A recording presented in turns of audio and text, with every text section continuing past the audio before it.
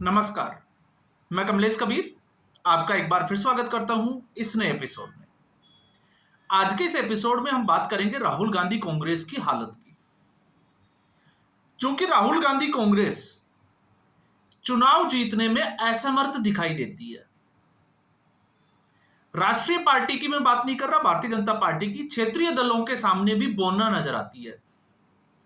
ऐसी स्थिति में जब राष्ट्रीय कांग्रेस होने के नाते, राष्ट्रीय स्तर की पार्टी होने के नाते जब वो चुनाव जीतने की क्षमता नहीं रखती है, तो फिर किस तरीके से सत्ता वापसी का सपना देखें और इसके लिए इस देश को अराजकता के माहौल में किस तरीके से ढकेला जा सकता है, सिर्फ और सिर्फ जो है इसी की बुनियाद के ऊपर अपने सपने जो है वो डो रही है। तो आज स्थिति ऐसा नहीं है कि ऐसा प्रयास अभी पहली बार हुआ है।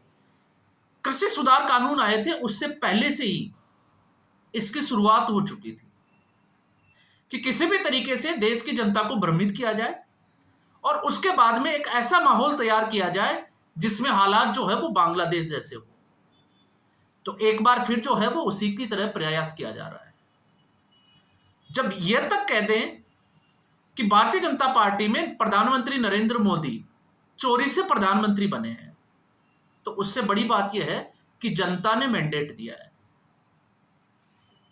और ऐसा इसलिए क्योंकि इनको पता है कि प्रधानमंत्री नरेंद्र मोदी को ये ना तो उनके कामकाज की शैली से और ना उनके किसी और मुद्दे के उसमें जो है वो हरा नहीं सकते। बहुत प्रयास किया और ऐसा नहीं है, बहुत जमकर प्रयास किया 2014 में।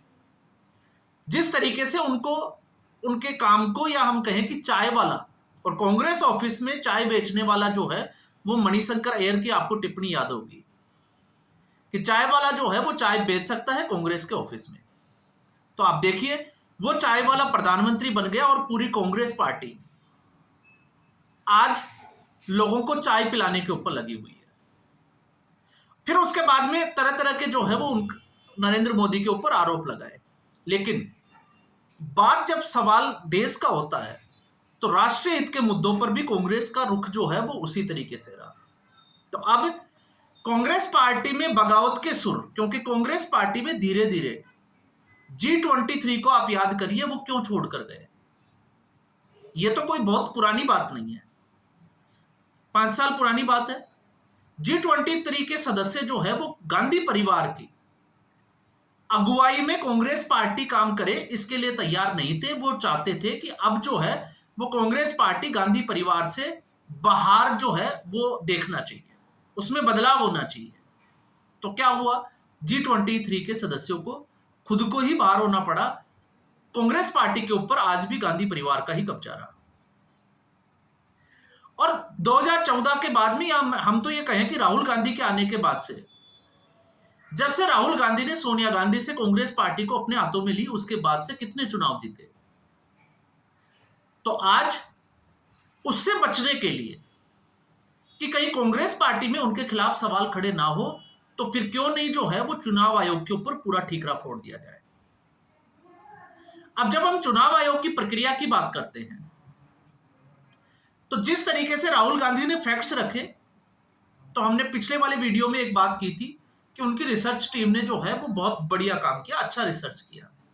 क्योंकि कुछ चीजों में हम भी मानते हैं कि इस तरीके की गड़बड़ियां, क्योंकि सरकारी कर्मचारी किस तरीके से काम करते हैं। अगर अब जैसे हम बात करें भ्रष्टाचार की, तो भारतीय जनता पार्टी की क्या सरकार में इस वक्त जो है वो क्या भ्रष्टाचार नहीं होता? तो हम आसपास देखते हैं कि किस तरीके से हमारे भ्रष्टाचार होता है और हम लोग जो है वो उसमें शामिल होते हैं। हम ही लोग हमारा काम कराने के लिए पैसे देते हैं। तो एक व्यक्ति की 2 से 4 जगह जो है वो उसके एपिक नंबर या मतदाता पहचान पत्र हो सकते हैं, उसके कारण भी हो सकते हैं। लेकिन जब राहुल गांधी ये कहते हैं कि मैंने जो बोल दिया वो ही सत्य है, तो फिर यहां पर जो है वो कांग्रेस पार्टी का झूठ सामने आ जाता है। और ऐसा इसलिए, जब राहुल गांधी ने वो प्रेस कॉन्फ्रेंस की और वो ये कहते हैं कि जो मैंने कह दिया वो सत्य है, तो आखिर वो एफिडेविट क्यों नहीं देते? उससे क्यों भाग जाते हैं? फिर उसमें तो कोई जो है वो कतई कोई बुराई नहीं होनी चाहिए। और उससे भी अलग बात यह है कि जब आपको लगता है कि चोरी है और आपके पास वो सारे तथ्य हैं, तो आप कोर्ट क्यों नहीं जाते? अब इसमें आप समझिएगा, चुनाव आयोग ने पूरा पूरा डेटा रखा कि कब कब राहुल गांधी को नोटिस दिया गया, उनको बुलाया गया, लेकिन वो नहीं पहुंचे। तो अगर हम चुनाव आयोग की बात करते हैं कि वो नहीं पहुंचे, तो आपको यह भी पता होगा इससे पहले वो ईडी के सामने भी पेश नहीं होते थे। उससे पहले अगर हम बात करें तो हेमंता बिस्वा शर्मा को आप याद करिए, और बहुत सारे कांग्रेस पार्टी के नेता जो ये कहते हुए नजर आते हैं कि उनकी राहुल गांधी से मुलाकात जो है वो 2-2, 3-3 महीने निकल जाते थे। तो जो व्यक्ति अपने कार्यकर्ताओं के लिए अवेलेबल नहीं है, आप किस तरीके से उस व्यक्ति से उम्मीद कर सकते हैं कि वो चुनाव जीत सकता है? तो यहां पर जिस तरीके से आदित्य शर्मा का मुद्दा उठा, तो उसने बाकायदा बताया वो लखनऊ का रहने वाला है, फिर वो मुंबई में जो है वो काम को लेकर सेटल हुआ, फिर उसके बाद वो बैंगलोर चला गया, और जहां जहां वो गया वहां वहां पर उसने वोटर आईडी बनाई। एक बात। दूसरी बात, अगर किसी का घर जो है वो किराए पर जाता है और उसमें किराएदार जो है वो 3 महीने के बाद कोई बदल जाता है, 6 महीने, 1 साल बाद में, 2 साल बाद में भी बदल जाता है, तो अगर पिछले 10 साल में अगर 5 किराएदार बदल गए, तो अगर उन्होंने उस एड्रेस के ऊपर वोटर आईडी बना लिया, तो यह भी तो हो सकता है। और फिर उससे बड़ी बात यह होती है कि राहुल गांधी ने जो मुद्दा उठाया उसको जो है वो शॉर्ट आउट करने के लिए चुनाव आयोग जो है वो एसआईआर की एक्सरसाइज कर रही है, तो फिर वो गलत कैसे है? तो क्या चुनाव आयोग आपकी सुविधा के लिए काम करेगा कि आपको अगर सुविधा है तो चुनाव आयोग सही है? जैसे कश्मीर, झारखंड, यहां पर विधानसभा चुनाव में कांग्रेस पार्टी हिमाचल, तो वहां पर सब कुछ सही है, इस तरीके की कोई गड़बड़ नहीं है। तो कम से कम इन राज्यों की तरफ भी कांग्रेस पार्टी को देखना चाहिए। और मैं साफ तौर से कहता हूं कि ये जो त्रुटियां हैं उनका सुधार होना चाहिए, लेकिन इसका चुनावी प्रक्रिया के बाद वोट चोरी होगी, ये कहां साबित होता है कि ये जो लोगों का, अगर मान लो किसी ने वोट दिया, फर्जी वोट, तो ये कैसे साबित होगा कि वो भारतीय जनता पार्टी को ही गया? वो कांग्रेस पार्टी को भी तो जा सकता है। तो बिहार में जहां चुनाव आयोग खुद ये कहता है कि जो जनसंख्या है उससे ज्यादा आधार कार्ड बने हुए हैं, तो आप उसको कैसे जस्टिफाई करोगे? और फिर आप ये कहते हो कि एग्जिट पोल, और एग्जिट पोल जो है वो बदलते हुए देखे हैं, क्योंकि हरियाणा में ऐसा हुआ है। तो हरियाणा विधानसभा का चुनाव से पहले लोकसभा का चुनाव होता है, और लोकसभा चुनाव में एक एग्जिट पोल आप उठा के देखिए, एक जो है वो एक्सेप्शनल केस है, उसके अलावा सारे एग्जिट पोल ये कहते थे कि भारतीय जनता पार्टी को 300 प्लस, और कुछ एग्जिट पोल तो 370 तक जा रहे थे। तो फिर 240 पे कैसे आ गई? तो इसका मतलब ये हुआ कि कांग्रेस पार्टी जो बोलेगी वो ही सत्य है, बाकी सब कुछ जो है वो झूठ है। तो फिर आप आगे बढ़िए। उसके बाद हरियाणा विधानसभा चुनाव। हरियाणा विधानसभा चुनाव में कांग्रेस पार्टी की हार का कारण चुनाव आयोग नहीं था, उसकी हार का कारण था राहुल गांधी। कैसे था? जब सीट बंटवारे का, इस इंडिया अलायंस का जब चला, तो राहुल गांधी अमेरिका भाग गए। एक पार्टी जिसके भरोसे काम करती है, जिसके बिना पत्ता तक नहीं हिलता, वो अमेरिका में बैठा है, और यहां चुनावों की तैयारियां चल रही है। फ्री हैंड दिया गया भूपिंदर सिंह हुड्डा को, और भूपिंदर सिंह हुड्डा जो है वो पुत्र मोह के कारण, आपने देखा 90 में से 71 लोगों को, अपने ही खास लोगों को जो है वो टिकट देने में कामयाब रहे। पार्टी में असंतोष फैला, स्टेटमेंट सामने आए, चाहे वो रणदीप सुरजेवाला हो या इसके अलावा कुमारी सैलजा हो। और कुमारी सैलजा के ऊपर तो किस तरीके से उनको जो है वो, जिसको कहे कि कास्ट को लेकर उनके ऊपर हमला किया गया। जस्सी पटवाड़ की नामांकन रैली का वो आप एग्जाम्पल उठाकर देखिए। और साफ तौर से 4 सीटें जिनके ऊपर, चाहे वो पंचकुला की सीट हो, चाहे अंबाला की सीट हो, या फिर जैसे सिरसा की सीट हो, उसके ऊपर हिसार, जहां पर कुमारी सैलजा का सीधे तौर से प्रभाव था, और उसके अलावा SC ST की जो रिजर्व कोटे की सीटें थी, अगर आप उनके खिलाफ इस तरीके की भूपेंद्र हुड्डा के समर्थक टिप्पणी करेंगे, तो आप कैसे उम्मीद कर सकते हैं? और यही राहुल गांधी है, उसकी भरपाई करने के लिए इलेक्शन जब आखिरी दिन थे, उसके 2 दिन पहले जो है वो SC ST के किस नेता को भारतीय जनता पार्टी से अपने वापस लेके आए थे? क्यों लेके आए थे? उस वोट बैंक को साधने के लिए। तो जिंद में एक महासभा भी हुई थी दलित समाज की, और वो कांग्रेस पार्टी के खिलाफ हुई थी। इस बात को ये भूल जाते हैं। तो अगर आप एग्जिट पोल की बात करते हो तो हरियाणा विधानसभा चुनाव से पहले हमने भी हरियाणा विधानसभा चुनाव का आकलन किया था और साफ तौर से कह दिया था कि यहां पर कांग्रेस पार्टी चुनाव हारेगी, भले कांग्रेस पार्टी और मीडिया सेल कितना भी कुछ करें। क्यों? क्योंकि आपका आकलन था योगेंद्र यादव से, आपका आकलन था राकेश टिकैत से, इससे ज्यादा कुछ नहीं था। और महाराष्ट्र विधानसभा चुनाव तक मुझे लगता है जाने की जरूरत ही नहीं थी, क्योंकि उससे पहले कांग्रेस पार्टी इतना रायता फैला चुकी थी।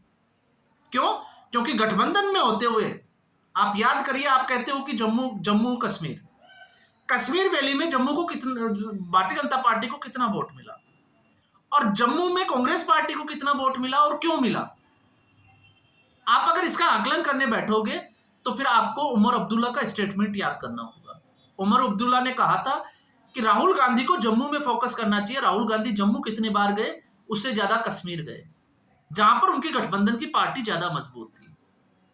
तो कारण जो है वो हार के, उसके ऊपर कांग्रेस पार्टी कतई स्वीकार नहीं करेगी, क्योंकि अगर ऐसा करती है तो कांग्रेस पार्टी इससे भी ज्यादा हाशिए पर जाएगी। क्योंकि हरियाणा विधानसभा चुनाव में मैं एक बार फिर जोर देकर कहता हूं, फैक्ट फाइंडिंग कमेटी बनाई गई थी। अशोक गहलोत और प्रताप सिंह बाजवा और दोनों ही नेताओं ने अपनी पार्टी का अपने अपने स्टेट में बेड़ा गर्क कर दिया। तो सच्चाई जब बोलते हैं तो कांग्रेसियों को जो है वो थोड़ी सी चिढ़ लगती है। जिसने राजस्थान में अपनी पार्टी का अपने पुत्र मोह के कारण भट्टा बिठा दिया, वो व्यक्ति हरियाणा में आकर फैक्ट फाइंडिंग कमेटी में कारण बताएगा कि हार के क्या कारण थे। तो फिर आज तक विधानसभा में नेता प्रतिपक्ष क्यों तय नहीं हुआ कांग्रेस पार्टी का? बातें तो बहुत चली थी कि डिस्ट्रिक्ट लेवल पे, जिला मुख्यालय स्तर पर जो है वो अब संगठन में बदलाव किया जाएगा। कितने किए गए आप बताइए, एक उदाहरण दीजिए। राहुल गांधी ने गुजरात जब वो गए, फरवरी में गए थे, और उन्होंने कहा था रेस के घोड़े, लंगड़े घोड़े, बारात के घोड़े, सब कुछ कह दिया, सर्जरी हो गई। कितने कांग्रेस के नेताओं के ऊपर सर्जरी हुई? एक भी नेता के ऊपर। ये कांग्रेस पार्टी का हाल है। और फिर उसके बाद में आप साबित करिए कि चुनाव प्रक्रिया के बाद में, मतदान की प्रक्रिया के बाद में वोट चोरी हुआ है, तब आप कह सकते हैं कि वोट चोरी हुआ है। उससे पहले की गड़बड़ पे अगर आप बात करते तो इस तरह की गड़बड़ जो है वो हर जगह जो है वो चलती है, क्योंकि इस देश ने ये देखा है फर्जी आधार कार्ड कहां से आए। और कर्नाटक की जिस सीट की बात कर रहे हैं, तो कर्नाटका में तो कांग्रेस पार्टी की सरकार है, और जहां पर राज्य निर्वाचन आयोग की बात करते हैं तो वो राज्य सरकार के अंडर में आता है। तो फिर ये गड़बड़ किसने की, कांग्रेस पार्टी ने या फिर चुनाव आयोग ने? और उससे भी हटके अगर हम देखें तो आप एक चीज मानिए, राहुल गांधी ने जो कहा वो अगर तथ्य सही है तो चुनाव आयोग को कटघरे में खड़ा करने के लिए हल्फनामा देने में क्या दिक्कत है? लेकिन ऐसा राहुल गांधी नहीं करेंगे। और क्यों नहीं करेंगे आप समझ सकते हैं। तो इससे जो है, मुझे नहीं पता बॉम्ब फटा या नहीं फटा, लेकिन ये एक ऐसा मुद्दा है जिस पे राहुल गांधी और पूरी कांग्रेस पार्टी को आने वाले समय में मुंह खानी पड़ेगी। तो आज के एपिसोड में बस इतना ही। उम्मीद करूंगा वीडियो एपिसोड आपको पसंद आया होगा। वीडियो को लाइक करें, शेयर करें, चैनल जरूर सब्सक्राइब करें। धन्यवाद।